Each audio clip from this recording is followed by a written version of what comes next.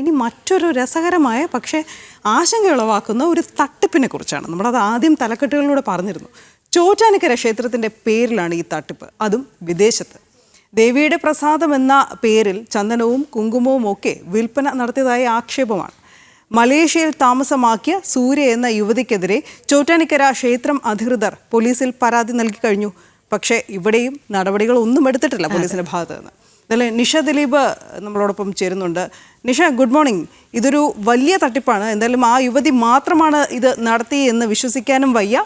എന്തൊക്കെയാണ് നമുക്ക് മനസ്സിലാവുന്ന കാര്യങ്ങൾ?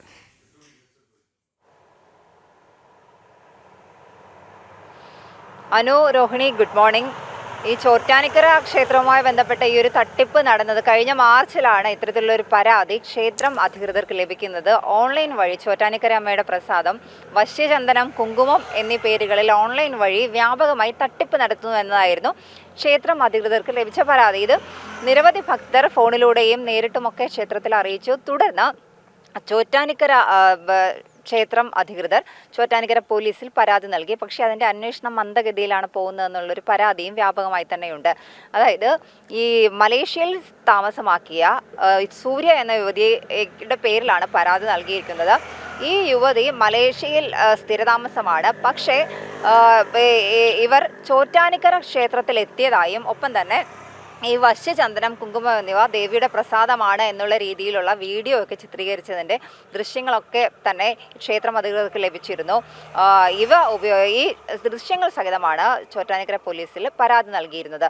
ഈ യുവതി എപ്പോഴാണ് ക്ഷേത്രത്തിൽ എത്തിയത് എന്നതിനെക്കുറിച്ചൊന്നും തന്നെ ഈ ക്ഷേത്രം അധികൃതർക്ക് വ്യക്തതയില്ല. എന്തായാലും പരാതി നൽകിയിട്ടുണ്ട്. മാത്രമല്ല, ഈ ക്ഷേത്രത്തിലെ കീഴ്ക്കാവിലെ ആറാട്ടുകുളത്തിൽ മകം തൊഴലിൻ്റെ സമയത്ത് മാത്രമാണ് ഭക്തർക്ക് ഇറങ്ങാൻ കഴിയുക.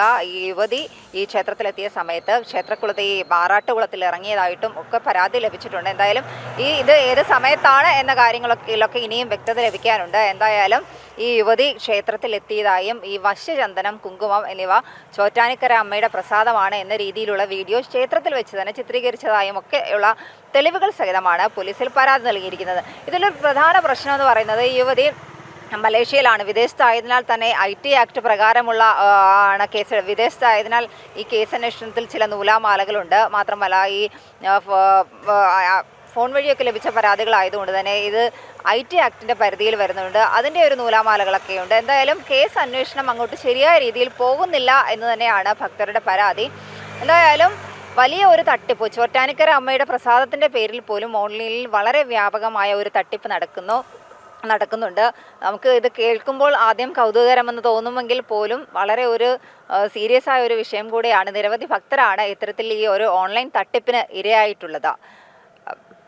അനു, ശരി, തീർച്ചയായിട്ടും ഈ ദൃശ്യങ്ങൾ സഹിതമാണ് പരാതി നൽകിയിട്ടുള്ളത്. ഇതിൽ എന്തെങ്കിലും ഒരു നടപടി ഇനി എടുക്കുമോ ഇല്ലയോ? എന്തായാലും വിദേശത്താണ്, അതുകൊണ്ട് തന്നെ അതിലൊരു ലിമിറ്റേഷൻ ഉണ്ടാവും. പക്ഷേ യുവതി തിരികെ വരുമ്പോൾ എങ്കിലും ഇതിലൊരു നടപടി അല്ലെങ്കിൽ ഉദ്ദേശം എന്നെങ്കിലും അന്വേഷണത്തിൻ്റെ ഭാഗമായി ഉടനെ ഉണ്ടാകുമോ എന്നുള്ളതാണ്.